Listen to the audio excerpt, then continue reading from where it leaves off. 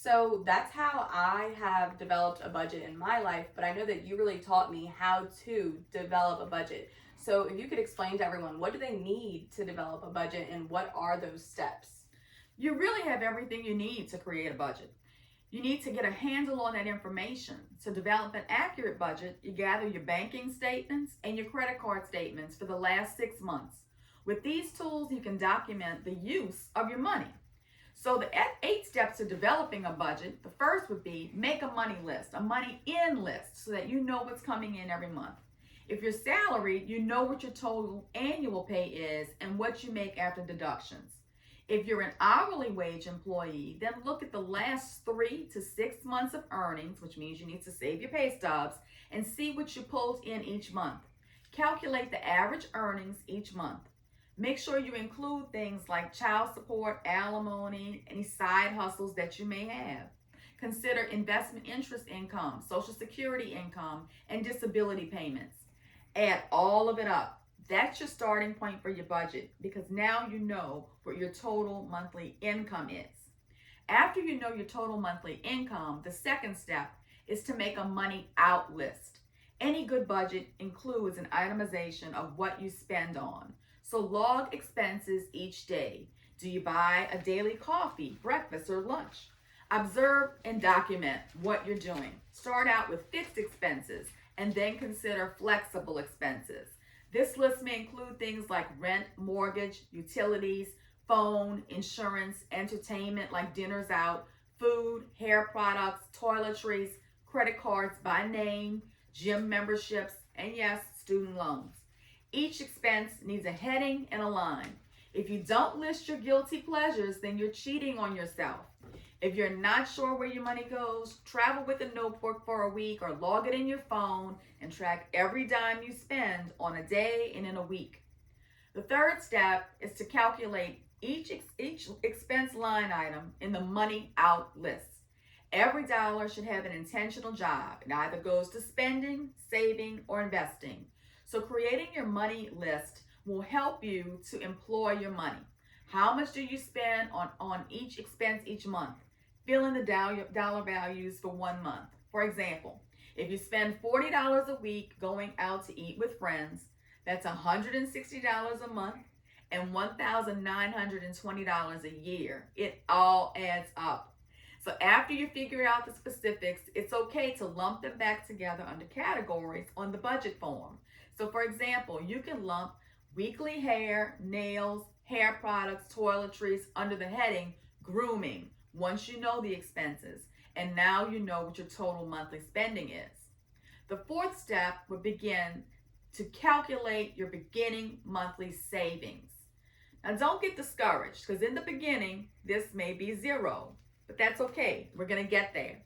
Subtract your total monthly spending from your total monthly income, and that's your total monthly savings. It's the beginning. It's a reality check. Now you know exactly what your money is doing. And celebrate that awareness, and let's get busy to try to create a better outcome. The fifth step is assigning control categories to your expenses. The prior steps helped you to assess your situation, but now you're getting into the solution mode. So learn how to exert control over your money. Look at your money out and tag each entry with 3 new labels. The first entries are going to be bills. Put a B next to those things. Those would be things like rent, mortgage, car payments, student loans, credit cards, and insurance. You would get a call from a creditor if you didn't pay these bills, and you may have a legal problem if you didn't pay those bills. Your level of control over B category expenses is really low. The next category, put a UB next to. Those are usage bills, things like utilities and phones. These are things that you have control over depending upon how much you use it. So your control level is moderate. Those are UB expenses. The final category is C expenses or cash expenses. These are the obligations that you made for yourself, like groceries, haircuts, spa treatments, restaurants, etc. Your level of control over C category expenses is very high.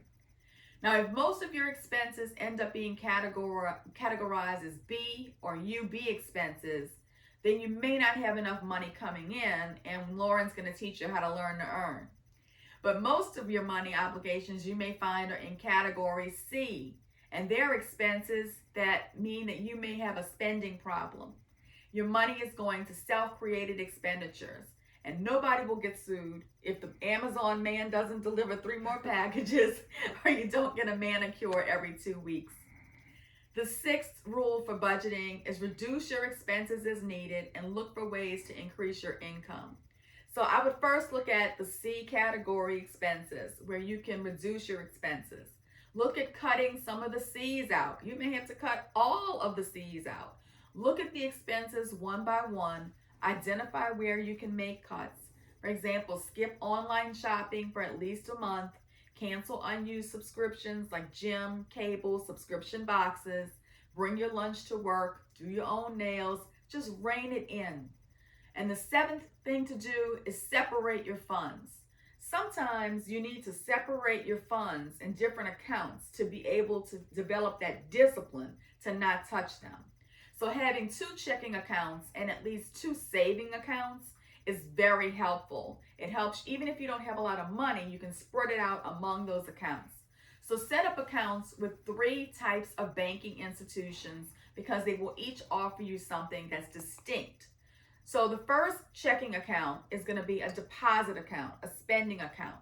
This is where you want to take all of your home pay, your direct deposits, and your income and money. That's where that's going to land. This will also be the account attached to your debit card so that you can use it for spending later. This account holds your C expenses and your C expenses bills account. The second checking account is a bills account only. It's strictly for paying your bills, and it should never be connected to your debit card. You can't swipe away your bill money. This account will be used for automatic bill payments and when you are manually paying a bill from your phone or your computer. The money allocated to your B and UB expenses goes into this account. You can either manually transfer money to this account from your checking account 1, or you can automate the process. The first savings account is an emergency savings account or a short-term savings account. So this account should hold ideally 3 to 6 months of income to cover essential expenses. Setting aside money for emergencies is critical, as we've all learned during this pandemic. The second savings account is a goal savings account or a money buckets account. This account holds money being saved to accomplish long-term goals. You may have at least one big ticket item on your wish list, and the best route to achieving the big goal is to open a savings account that's just dedicated to that big long-term goal. These accounts should be very hard to access. Use online banks only for these. Then you can watch your savings grow to meet your goals with ease. And the last step is automation, automation, automation. You're going to hear us say that over and over, because automation is discipline. It's the simplest way to take the monthly delivery of your money out of your own hands and to resist the temptation of blowing it. It increases your likelihood of staying on budget.